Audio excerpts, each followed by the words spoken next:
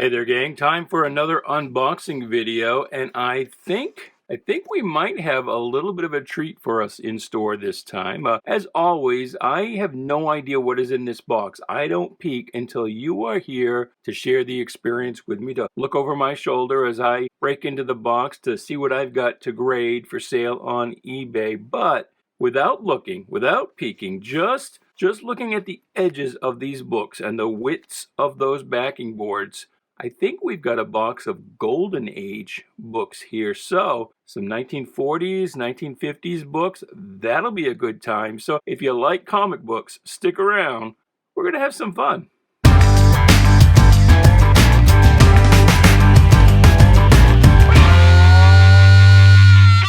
Hey, Bubby, welcome to Shanghai. My name is Duke. You know the deal by now. I have been given this box of books to grade for sale on eBay. The seller name is .comcomics, by the way, and I have no idea what is inside, but I do think we're going to have some Golden Age books this time. So hopefully that'll be fun. Well, I know it'll be fun, but hopefully that's what we're going to be looking at. So like, share, subscribe, do all the groovy things. So do let me know what you think of these books or any mistakes I might make along the way. If these are Golden Age books, that's not really my forte, just because I can't afford to collect Golden Age books. I don't know a lot. So we'll see what we've got here. Well, anyway, hey, you know what? Let's not waste any more time. Let's just pull out a stack here and see what we've got. And right off the top, see, now the Golden Age books are so big, I can't even fit them on the camera. So it is. This is definitely a Golden Age book. This is an Air Ace, Volume 2, Number 10 from 1945. So this is one of those books that used volume numbers. I'm sure there is a whole issue number, and I'd have to look up online to see what that is, or look in my Overstreet guide. The NCG 14 Air Aces of America Training Glider. How would you like to be? What's that kid look? Maybe 14? How'd you like to be 14 and have your very own training glider? That's some cool stuff. Andy Panda. And this is Ralph's Andy Panda. You could see he tattooed his name right there on poor old Andy Panda's forehead. This is a 4-color book, number 54, so very early in the 4-color series. And it actually even says 4-color comic on it. So you've heard me in past videos talk about the 4-color series and how that's just a sort of a catch-all, how we know the book today, just to make it easier to list in price guides and things like that. It's just kind of a collecting convention. But this series wasn't actually known as 4-color at the time. It was effectively a series of one-shots, and under a common numbering system. And a few early issues had said 4-color comic on it. That's not the title. It's just advertising that this isn't a black and white book. It isn't just 2 colors, which wasn't uncommon at the time. It's a full 4-color comic book. But yeah, we know the series by 4-color today, just because you couldn't have Andy Panda 54, Popeye 55, Donald Duck 56. And I don't know that this Andy Panda was followed up by Popeye and Donald Duck. Ace Comics. This is another Ralph book. This could be the Ralph collection. Ralph liked this one. He wrote his name on it twice. Although that looks like, well, it looks like R-A-P-E. I don't even want to say that out loud. The algorithm will kick me right off the YouTube. So, but Ace Comics was by David McKay Publications, and it reprinted. It was an early book, reprinted comic strips such as the KATZENJAMMER Kids. So it was closely associated with King Features. I don't see an issue number on here, which is surprising. Oh, here it is, right here. Down in the corner they hit it, number 93. Here's another Ace Comics. This is number, I can't even really see that, number 119. Still with the KATZENJAMMER Kids, or really, just one kid. KATZENJAMMER Kid singular. Another Ace book, number 122. Crack Comics. So this is a Quality Comics Group title, number 46. I think Crack was the book that Black Condor was in. He's probably gone by this point. And we've got Captain Triumph. Battles Mr. Weary. Huh. Captain Triumph was, if I remember correctly, he was a character who he was like a twin, and he could recall his dead brother. So it's kind of like Kid Eternity, only instead of being able to recall anybody from heaven and or hell to aid in his crime fighting, it was just his brother. I might have that a little wrong. I'm not sure if I remember that correctly, but he's probably in the public domain. And actually, a lot of these books, I should mention, Ace, I think, Crack for sure.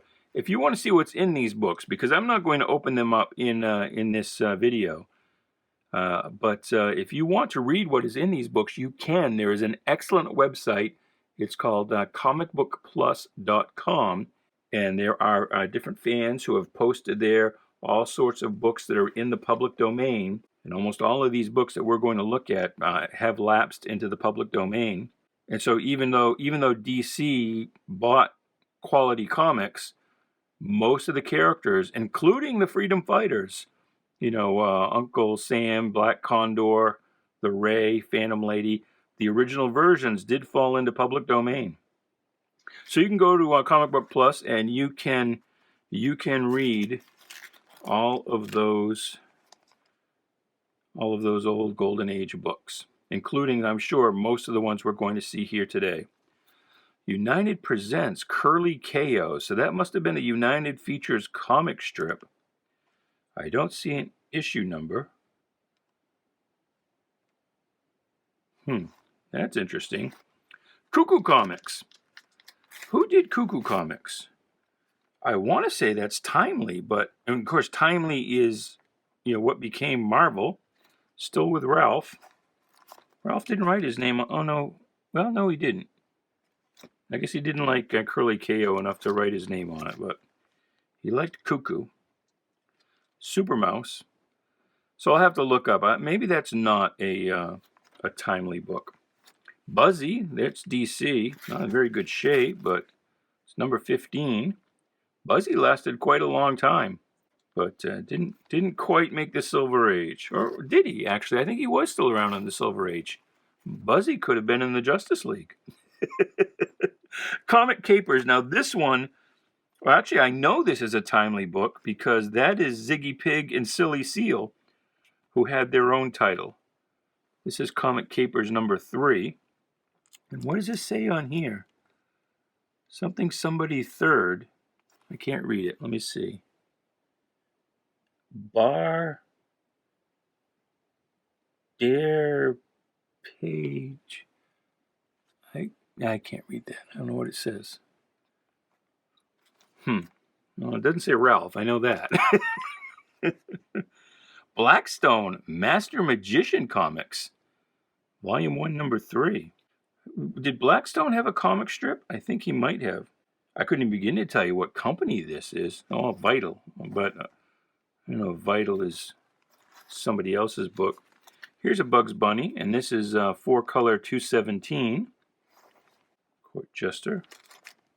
Looks like some of that blue ink bled into the whites of Bugs, or unless it was just printed weird. Don't know what's going on there. Boy, this book is a little rough, but Crime Does Not Pay, number 70. It's got some water damage, actually. But yeah, crime comics were big, big, big in the early 50s. Comics on Parade. So that was kind of like 4-color, only Comics on Parade was... Was that McKay? Was it United Features? Was it... It was probably McKay. I don't know. I'll have to look it up. But The Captain and the Kids is another name for you saw me mention earlier, the Katzenjammer Kids. That's kind of an interesting story. So the Katzenjammer Kids was a comic strip by I can't think of his name. I'll have to put it on the screen here below. But he, how did this work? He worked for some, again, this isn't going to be just a quick on-screen graphic. It's going to be it's going to have to be a ticker, because this will be quite a story. So, the cartoonist, the creator of the Katzenjammer Kids, whatever his name was, he worked for a newspaper, whatever its name was, and it was a big one, like Hearst, or somebody like that. And he went someplace else, and he couldn't take the Katzenjammer Kids with him, so he basically redid it under a new title, The Captain and the Kids. Or it might have been the other way around. Maybe the paper stole the thing and changed the name, and he kept Katzenjammer. I don't remember. But anyway, The Captain and the Kids and the Katzenjammer Kids are the same thing. They are just the same thing done in different places, because you could do that then. No respect for copyright.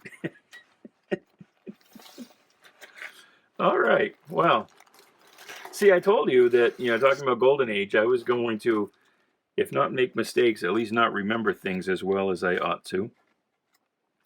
I see this M on a lot of these books. I don't know if that's something else. So that's Crime Does Not Pay 66. Crime and Punishment number 6.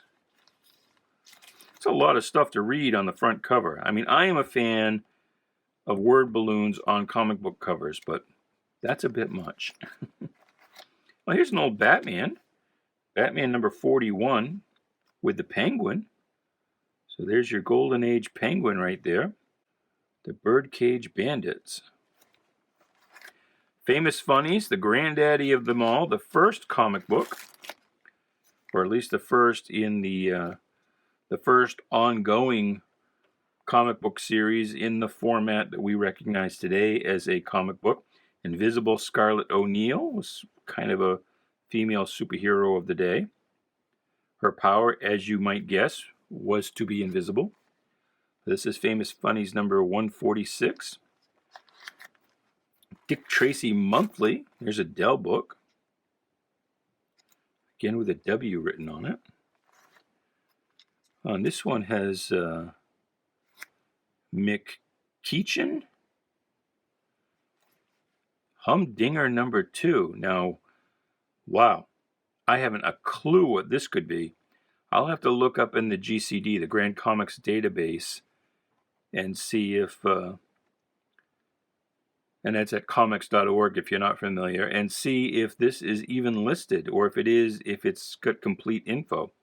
I might be able to add some info. Gangbusters, there's that M again, number 1. Holy cannoli. This one really should have gone to CGC. I'm surprised it didn't.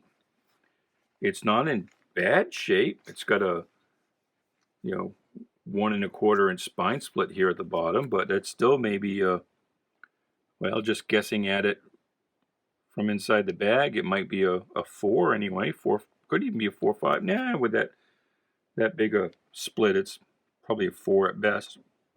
But still, a 1. Wow. This was based on a radio show, if I recall correctly. Ha Comics. I think that is also a timely book. Timely meaning Marvel, number 28. 318. What does this say?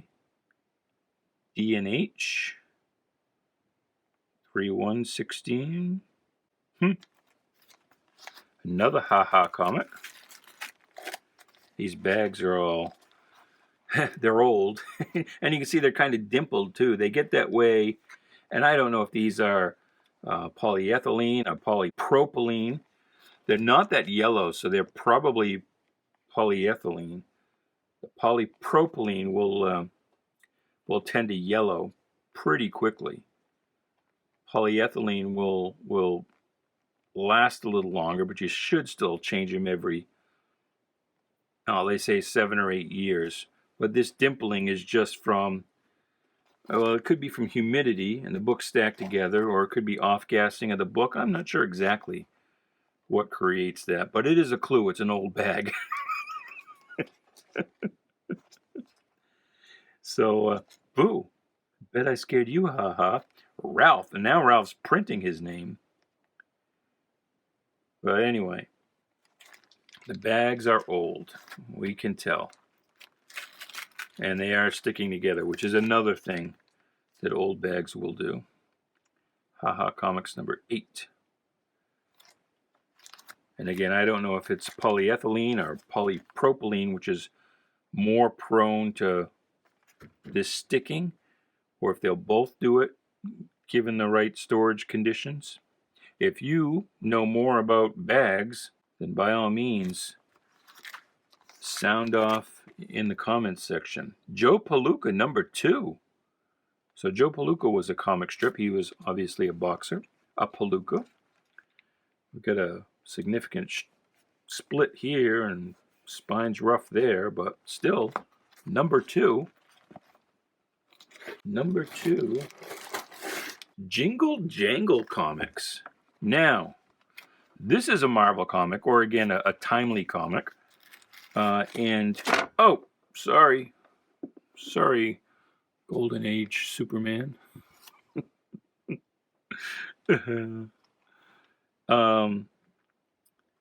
Jingle Jangle is a book that, I can't remember the guy's name.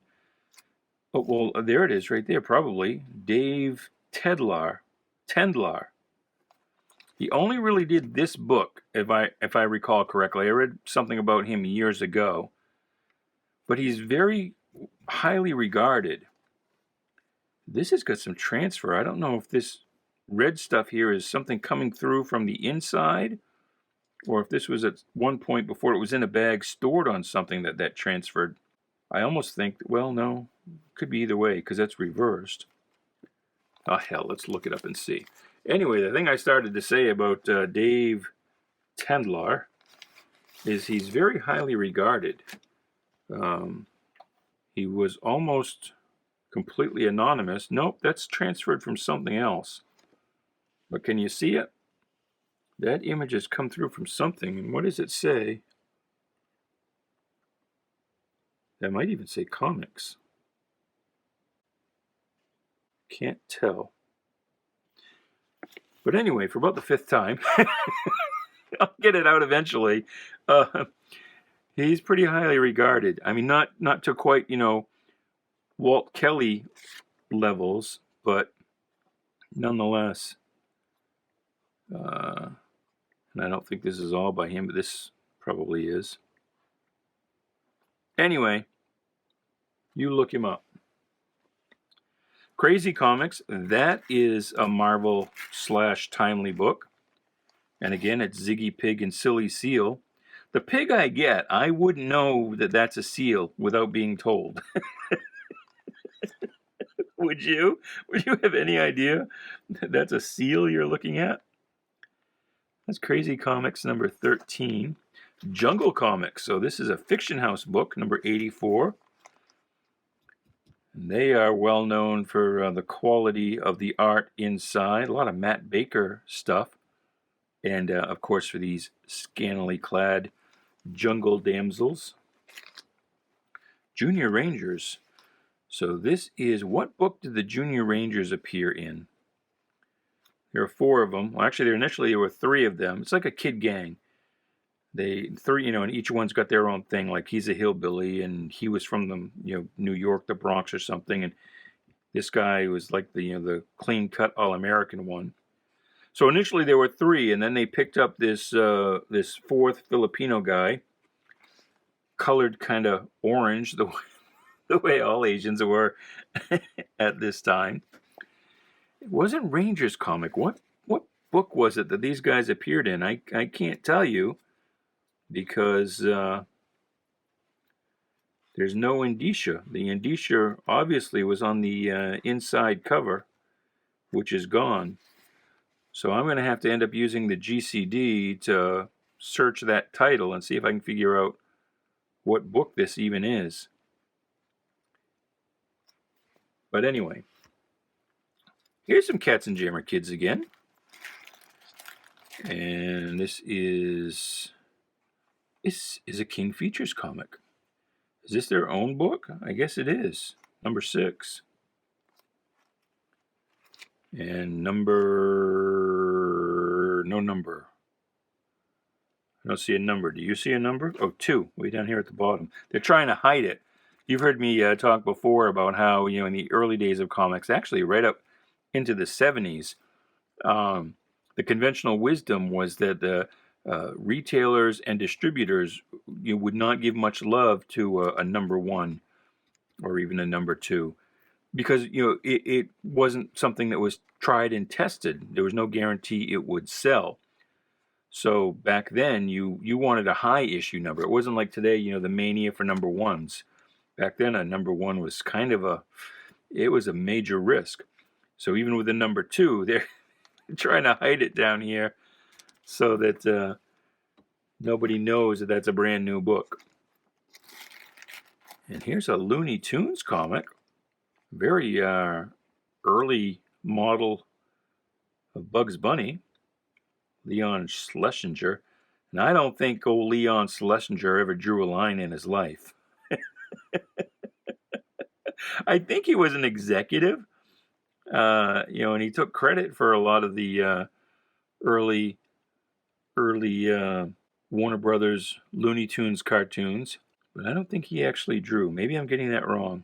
I mean, somebody did a nice signature there, but I don't even know what issue number this is, so this could be an early issue number 2. Let's take it out.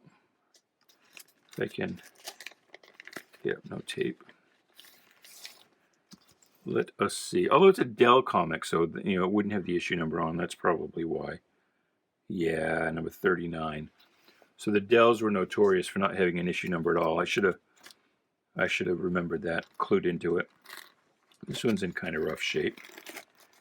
And again, that's a very early model Bugs.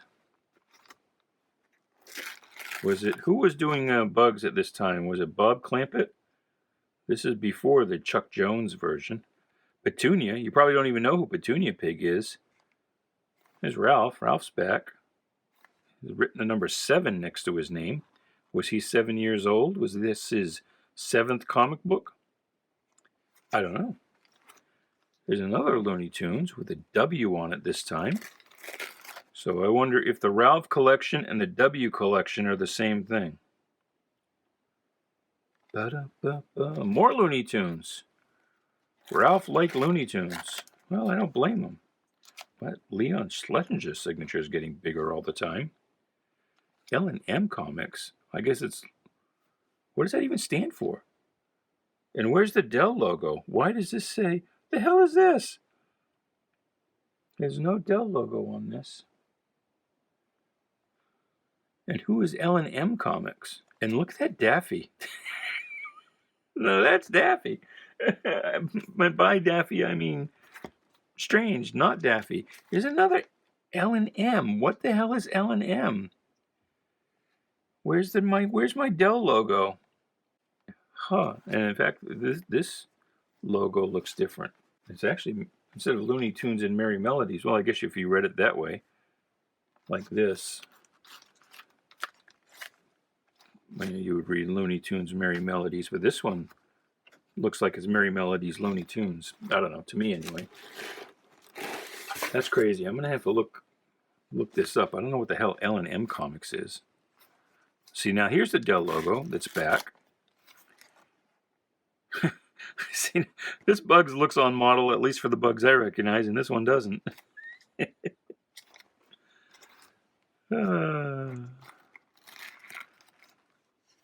Bugs and Porky. 1946. What do you think of that? War's over, boys.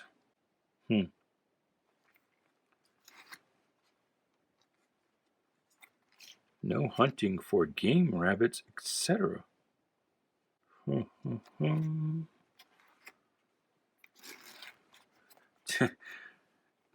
You younger kiddos watching this video, and by younger I mean Younger than 50. Do you even know what a hot water bottle is? Have you ever seen one? And we'll have to leave that question hanging in the air there, kiddos, at least for now. I think we're going to cut this video here, cut it in half just to keep it at a reasonable length. So come back tomorrow for part 2, and we will finish off this Golden Age box. Until then, goodbye, good luck, and please be good to each other.